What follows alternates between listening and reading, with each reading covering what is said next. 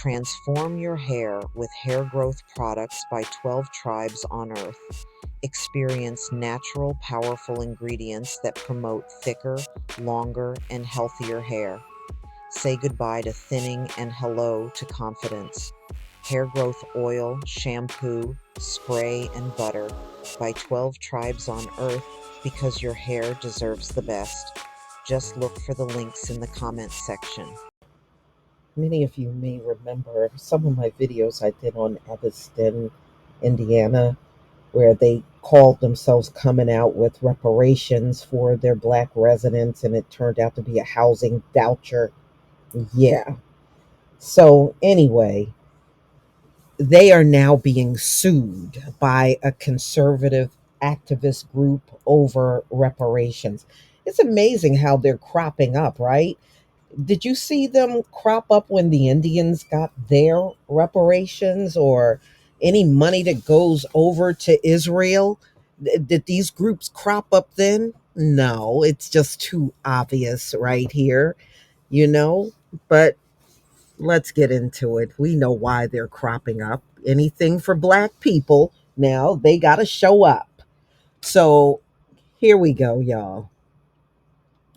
So, the nation's first government program providing cash reparations to Black residents in response to past discriminatory housing practices.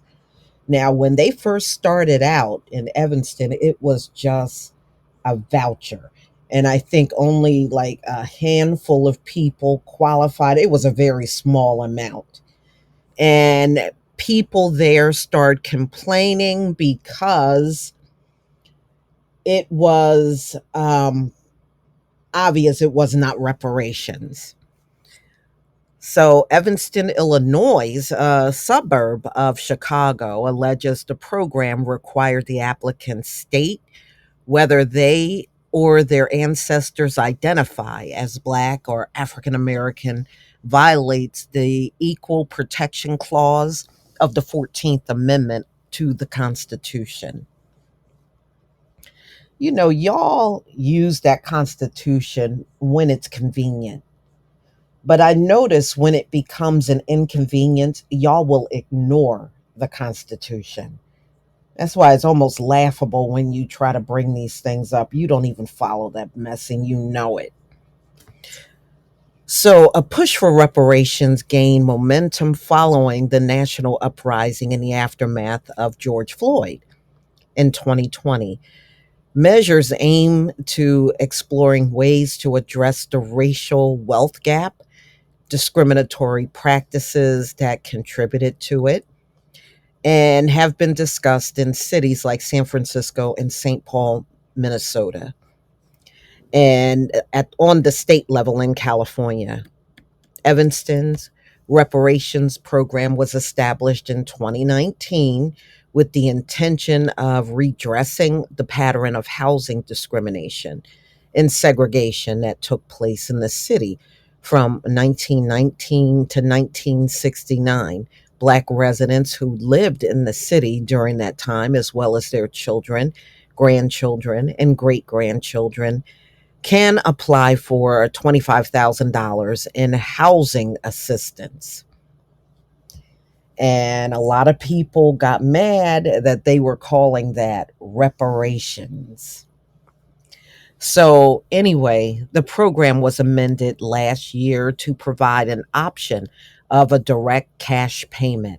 The lawsuit, filed on the behalf of 6 people whose parents or grandparents lived in Evanston during the 50-year period, but do not identify as Black or African American, said Black residents were not the only people who experienced discrimination. Oh, get out of here with that crap.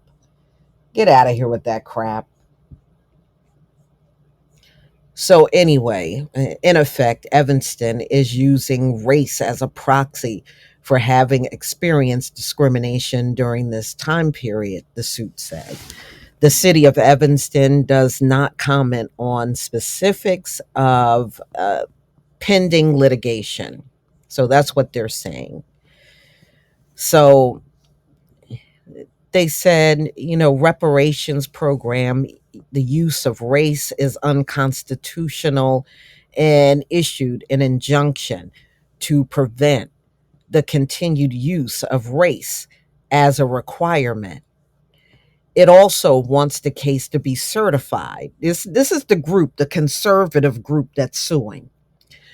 They also want the case to be certified as a class action lawsuit, which they said could include tens of thousands of plaintiffs. So anything to block Black people from getting what is due to them.